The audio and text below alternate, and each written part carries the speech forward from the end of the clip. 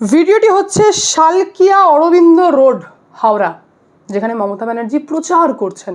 প্রচারে এত ভিড়, ভিডিওতে আপনারা দেখলেন এত ভিড় যে সাধারণ মানুষ ভিডিওটি নিয়ে পোস্ট করেছেন শর্মিষ্ঠা বলে একজন। উনি লিখেছেন, দিদিজি আমাদের ফ্ল্যাটের নিচে। ভাবা যায়, ফ্ল্যাটের নিচে দিদিজি হাঁটছেন, দিদির এত ভিড় দেখে মমতা ব্যানার্জি স্বয়ং ভিডিওটি পোস্ট করেননি, কারণ লোকের ভিড় দেখে যদি মানুষ তৃণমূল ঝুঁকি হয়ে যায়। তো এইভাবে মমতা ব্যানার্জিও ভিডিওটি পোস্ট করেননি, সাধারণ মানুষ ভিডিও পোস্ট করে বলছেন দিদি আমাদের ফ্ল্যাটের নিচে।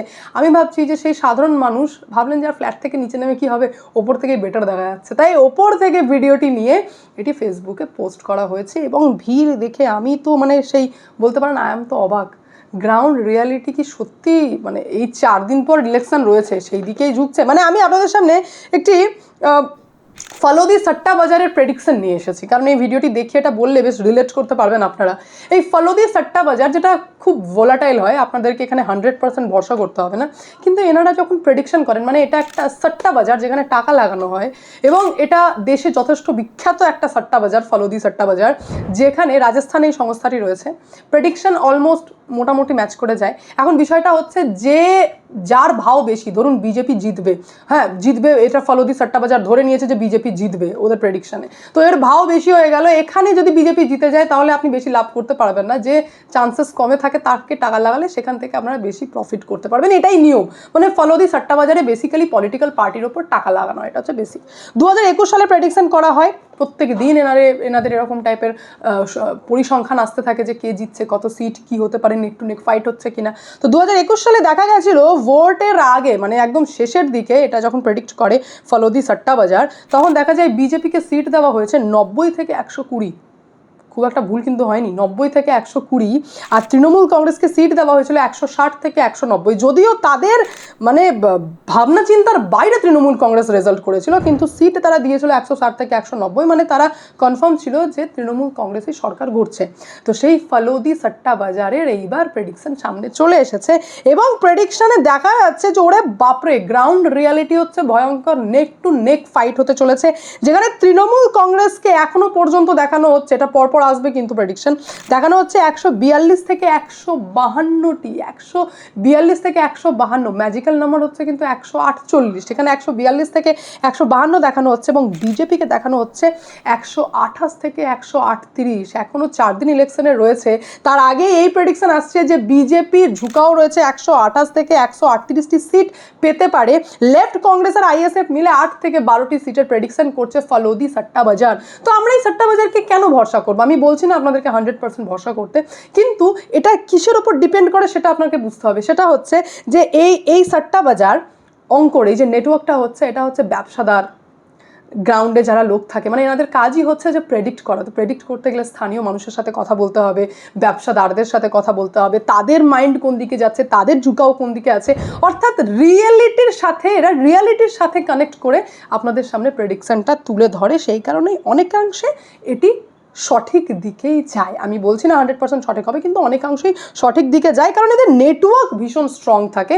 আর এখানে টাকা লাগানো হয়তো বুঝতেই পারছেন যে নেটওয়ার্ক তো স্ট্রং রাখতেই হবে, না হলে প্রেডিকশন ভুল হয়ে যাবে। তো তাই তো এই হচ্ছে বেশ সেই সাট্টা বাজারের কথা, যেদিকে এখন দেখা যাচ্ছে যে তৃণমূল কংগ্রেসের ইউজ অবস্থা খারাপের দিকেই রয়েছে, কারণ অ্যান্টি ইনকামবেন্সি নাকি এতটা হাভি হয়েছে ওয়েস্ট বেঙ্গলে, যার জন্য ফলোদি সাট্টা বাজারও বুঝতে পারছে যে নেক টু নেক ফাইট হতে চলেছে। নেক টু নেক ফাইট বিরাট ব্যাপার। এবার আমি আপনাদেরকে বেশ কিছু ইম্পর্টেন্ট পয়েন্ট তুলে ধরি। আজ তো ইডির হানা আপনারা অলরেডি শুনতে পেয়েছেন, চারিদিকে তো ইডির হানা চলছে, আমি জানাবো, কিন্তু তার আগে বলি ভোটের কিন্তু আরেকটা ইম্পর্টেন্ট মুদ্রা হচ্ছে এই বাংলাদেশ আর আমাদের পশ্চিমবঙ্গ বর্ডার। এখানে 2217 কিলোমিটার সীমান্ত আমরা শেয়ার করলেও তার মধ্যে 457 কিলোমিটার কিন্তু অত্যন্ত ঝুঁকিপূর্ণ, কারণ এখানে কোনো বেড়া নেই, জমিগত সমস্যা রয়েছে, সরকারের কোনো সাপোর্ট নেই। আর যখন সরকারের কোনো সাপোর্ট নেই তখনই কিন্তু এই জৈশে মোহাম্মদ আর তেহরিক উল মুজাহিদ্দিনের মতো জঙ্গি সংগঠনের নাম উঠে আসে, এবং জানা যায় যে এরা মাদক পাচার, অবৈধ অস্ত্র পাচারের বর্ডারের ক্ষেত্রে এই সমস্ত যেখানে বেড়া নেই সেখান থেকে খুব ইজিলি করতে পারে। যদিও সীমান্তকে সুরক্ষা করার জন্য বেশ কিছু 7টি ইন্টিগ্রেটেড চেকপোস্ট থেকে শুরু করে সুন্দরবনে বিএসএফ এর এক্সট্রা চৌকি তৈরি করা বিভিন্ন কাজ স্বরাষ্ট্রমন্ত্রীর দিক থেকে করা হচ্ছে, কিন্তু আমি আবারও বলছি রাজ্য সরকারের সমর্থন না থাকলে এই সীমান্তবর্তী এরিয়াগুলো কিন্তু ভয়ঙ্কর খতরনাক হয়ে দাঁড়িয়েছে। স্পেশালি যদি বলে থাকি আমি, বসিরহাট, নদিয়া, শিলিগুড়ি করিডোর অত্যন্ত ডেঞ্জারাস পজিশনে রয়েছে।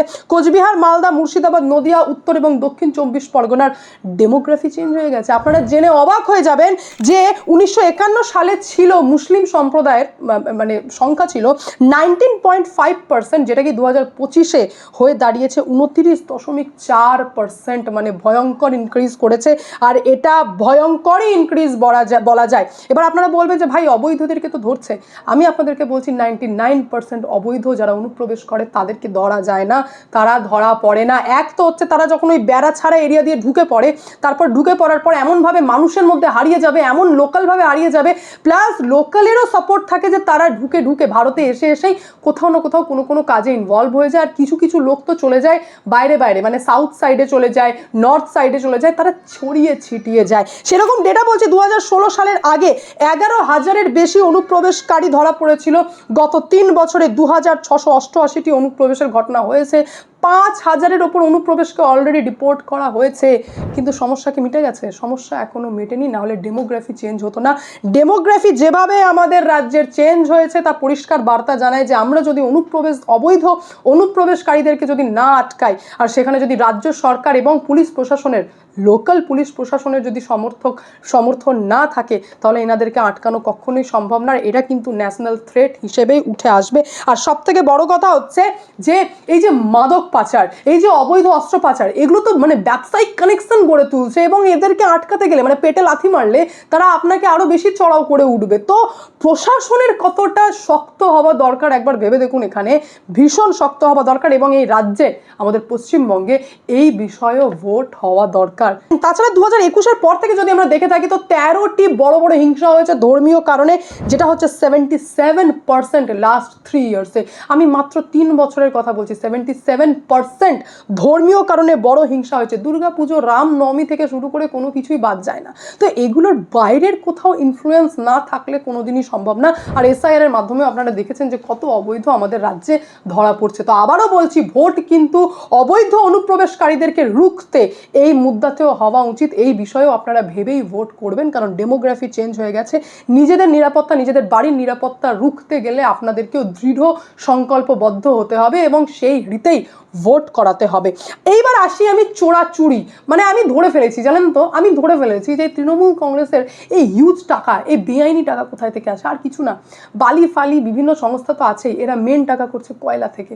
এরা কয়লা চুরির মাধ্যমে কয়লাকে অবৈধভাবে পাচার করে, চুরি করে সেখান থেকে অ্যাকচুয়াল টাকা এরা গড়ছে।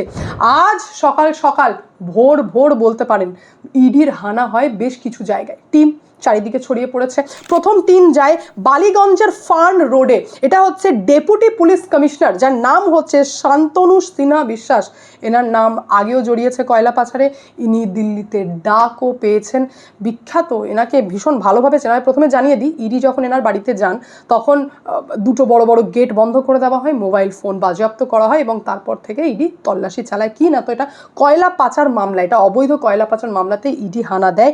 শুধুমাত্র এনার এই বালিগঞ্জের ফার্ন রোডের বাড়িতে নয়, সেখান থেকে ঢিলছড়া দূরত্বে আরেকটি বাড়ি রয়েছে, বাড়ি বলবো না, 5টি ফ্ল্যাটই ওনার। তো সেখানেও হানা চলছে এবং ওখানেও ইডি টিম রয়েছে, তল্লাশি কিন্তু চলছে। আরেকটি টিম চলে যায় সান এন্টারপ্রাইজের ম্যানেজিং ডিরেক্টর জয় এস কামদারের বাড়িতে, সেটা হচ্ছে বেহালাতে। এবং এনার বাড়িতে যখন যাওয়া হয়, এই জয় এস কামদারের বাড়িতে যাওয়া হয়, 40 মিনিট দরজার বাইরে ইডিকে দাঁড় করিয়ে রেখে দেয়, গেট খুলতে চাননি। মালটাল সরাচ্ছিলেন হয়তো, টাইম টেকেন ব্যাপার। তো 40 মিনিট ইডি আধিকারিকদেরকে বাড়ির দরজার সামনে দাঁড়িয়ে থাকতে হয়, তারপর মালটাল সরানো হয়। আর এটা পুরোপুরি ওই অবৈধ কয়লা পাচারের মামলাতে একের পর এক হানা ইডি অ্যাক্টিভ হতে আপনারা দেখছেন। এবার আমি মজার বিষয় আপনাদেরকে এটা বলবো, এই শান্তনু সিনহা বিশ্বাসের ব্যাপারে, যিনি বর্তমানে কলকাতা পুলিশের ডিসি পদে রয়েছেন বর্তমানে, এবং ইনি বলতে পারেন যে দীর্ঘদিন কালীঘাট থানার দায়িত্ব নিয়েছেন। মমতা ব্যানার্জি এত প্রভাবিত এনার কাজে যে এনাকে আউটস্ট্যান্ডিং পারফরমেন্সের জন্য ওসি থেকে, কালীঘাট থানার ওসি থেকে ডিরেক্ট একদম মানে দারুণভাবে তিনি এখন ডিসি হয়ে গেছেন। মানে অত সহজ নয়, মানে বুঝুন, মানে এতটা প্রিয় হলে ওসি থেকে ডিরেক্টলি ডিসিপি হওয়া যায়। এবার এটা আমি বলছি না, এখানে বেশ কিছু মানুষজনই জানিয়েছেন যে দিদিকে নাকি মা বলতে বলতে এত বড় প্রমোশন ইনি পেয়ে গেছেন। আচ্ছা, ভালো কথা। দেখুন, হালকাভাবে নেবেন না, এনাকে কিন্তু প্রত্যেকেই এসএসবি বলে ডাকে, মানে পরিচয়টাই হচ্ছে এসএসবি হিসেবে ইনি পরিচিত। বাড়িতে হচ্ছে 8টি সিভিক, যিনি গৃহ সহায়ক হিসেবে কাজ করেন, এটা শোনা যায়। 6টা ভিভিআইপি লেখা গাড়ি রয়েছে এনার, এবং বহু নিরাপত্তা রক্ষী রয়েছেন। একটি ঘটনাও হাইলাইট হয় যে এসএসবির একমাত্র ছেলে, একমাত্র না আমি জানি না, যাই হোক একজন ছেলে, উনি হচ্ছে একটি কোটাতে বিদেশে বেআইনিভাবে, এটাও শোনা যায় যে বেআইনিভাবে বিদেশে নাকি ডাক্তারি পড়ছেন এবং যাতায়াতের জন্য পুলিশের গাড়ি ব্যবহার করেন। এটাই তো হচ্ছে না সেই সোনার চামচ মুখে নিয়ে জন্ম।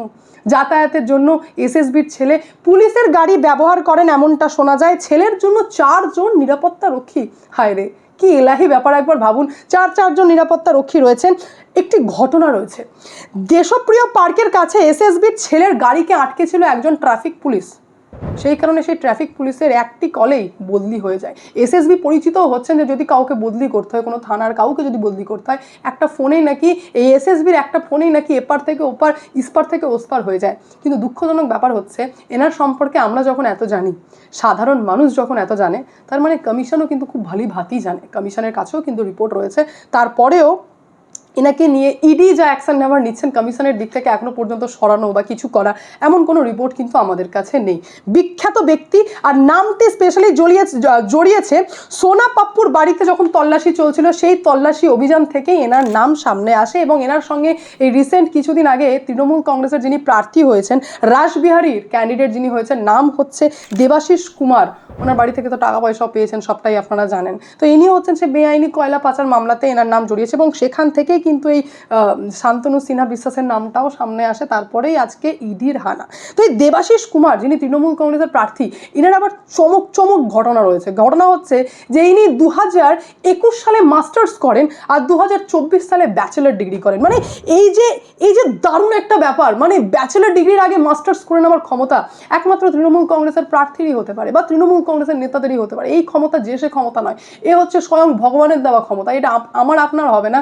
এইরকম তৃণমূল কংগ্রেসের প্রার্থী যে 2024-এ বিয়ে করলেও মাস্টার্স কিন্তু 2021-এই করে ফেলেছিল, এটা কিন্তু একটা দারুণ ব্যাপার। তাই আমার একটা ঘটনা মনে পড়লো, বলতে বলতে আমি সেটাও বলে দিই। সোনিয়া গান্ধী জানেন তো লিখতেন, মানে 2004 সালে যখন লোকসভা হয় তখন তো মনোনয়নপত্র দিতে হয়। তো সেখানে তিনি লিখেছিলেন, সোনিয়া গান্ধী, যে আমি কেমব্রিজ ইউনিভার্সিটি থেকে ইংলিশে সার্টিফিকেট, মানে ডিগ্রি করেছে না, ইংলিশের সার্টিফিকেট পেয়েছি, এরকম একটা ব্যাপার। কোথায় থেকে? তো কেমব্রিজ ইউনিভার্সিটি থেকে। এবং ওনার পেছনে হাত ধুয়ে পেছনে লেগে গেছিলেন একজন এমপি, যার নাম হচ্ছে সুব্রমণ্যম স্বামী। মামলা টামলা করে সে একাকার কাণ্ড।